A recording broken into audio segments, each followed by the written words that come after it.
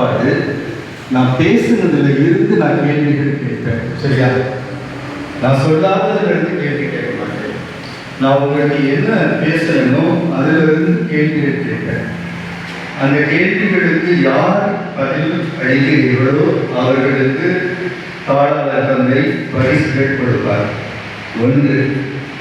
2, நான் கேள்விகள் கேட்கிற பொழுது நீங்கள் எப்படி பதில் கூறுகிறீர்களோ அதுதான் நீங்கள் உங்கள் வகுப்பறையில் எப்படி நடந்து கொள்கிறீர்கள், எப்படி கவனிக்கிறீர்கள், உங்கள் வாழ்க்கையை பற்றி, உங்கள் படிப்பை பற்றி, உங்கள் தேவை பற்றி, உங்கள் எதிர்காலத்தை பற்றி நீங்கள் எவ்வளவு அக்கறை உள்ளவர்களாக இருக்கிறீர்கள் என்பதை இந்த அரை மணி நேரம் அல்லது 40 நிமிடங்கள் காட்டும். 3வதாக, நம்முடைய தலையெழுத்தை எல்லாம் பிரம்மா எழுதியிருக்கிறார் அப்படின்னு சொல்லுவாங்க. அதுக்கு என்ன பேரு? தலைவிதி பேர். நம்முடைய தலையெழுத்தை பிரம்மா எழுதுறதில்லை. நம்முடைய தலையெழுத்தை நாம தான் எழுதுறோம். இந்த செஷனுடைய முடிவில் நீங்க தான் உங்க தலையெழுத்தை எழுதப் போகிறீர்கள். நீங்கள் தான் உங்கள் எதிர்காலம் என்ன என்பதை முடிவு செய்ய போகிறீர்கள். நீங்கள் தான் இந்த அரை மணி நேரம் அல்லது 40 நிமிடங்களுக்கு பிறகு ஒரு தீர்மானத்தை எடுக்கப் போகிறீர்கள்.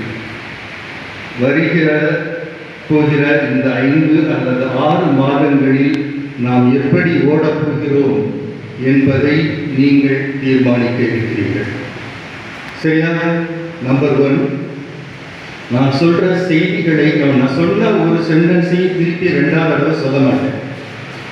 நான் சொல்ற செய்தியை நீங்கள் word by word, line by line நீங்க கவனிச்சா மட்டும்தான் நான் கேட்க போற கேள்விகளுக்கு நீங்கள் பதில் சொல்ல முடியும்.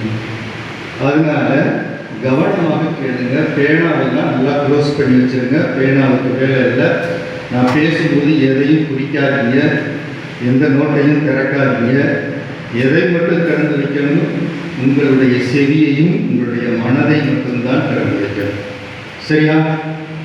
பலமா நல்லா கவனிக்க. உங்களுக்கு ஒரு 3 வரலாற்று நிகழ்ச்சிகள் சொல்ல போறேன். இது கதையில் வரலாற்றில் நடந்த 3 நிகழ்ச்சிகளை உங்களுக்கு சொல்ல போறேன். நல்லா கவனிங்க. முதல் நிகழ்ச்சி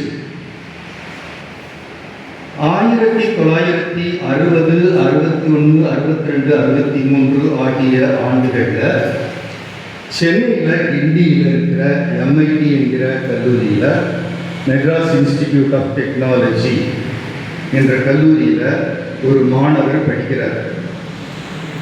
முதல் ஆண்டு செமஸ்டர் விடுகிறது, 2ஆம் ஆண்டு செமஸ்டர் விடுகிறது, 3ஆம் ஆண்டு செமஸ்டர் நடக்கப் போகிறது.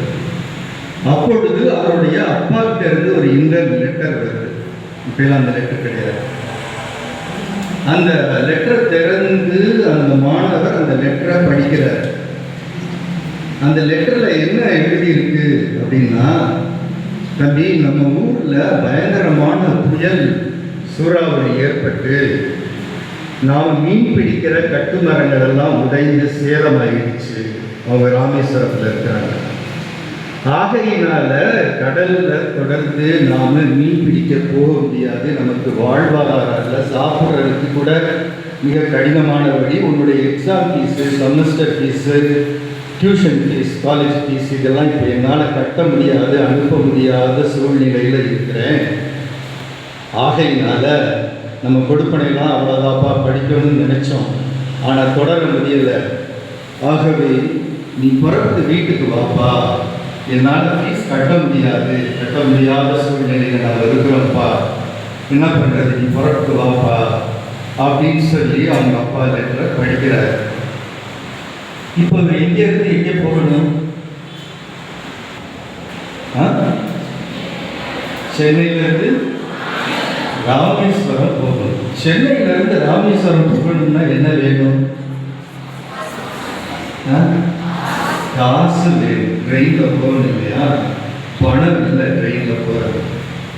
சரி, படிக்கிறது இல்லைன்னு முடிவாயிடுச்சு. அதனால் அவர் என்ன பண்ணுறாரு, தன்னுடைய புத்தகங்களை எல்லாம் எடுத்து கொண்டு போய் பழைய புத்தக கடையில் போடுற பழைய புத்தக கடையில் அந்த வெயிட்டுக்கு போட்டு எடுப்பாங்கல்ல, அந்த கடையில் இந்த புத்தகங்கள் என்ஜினியரிங் காலேஜ் புக்ஸ் எல்லாம்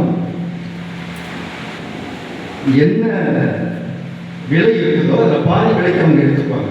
500 ரூபாய் 250 ரூபாய்க்கு எடுத்துக்குவாங்க, 300 ரூபாய் 150 ரூபாய்க்கு எடுத்துப்பாங்க. இப்போ இன்ஜினியரிங் காலேஜில் பல பிரான்ச்சஸ் இருக்கு இல்லையா? கம்ப்யூட்டர் சயின்ஸ் இருக்குது, மெக்கானிக்கல் இன்ஜினியரிங் இருக்குது, எலக்ட்ரிக்கல் இருக்குது, எலக்ட்ரானிக்ஸ் இருக்குது. இப்போ புதுசாக ஒரு பிரான்ச் வந்துருக்கு தெரியுமா இன்ஜினியரிங்கில்? Mechanical engineering, electrical engineering, computer science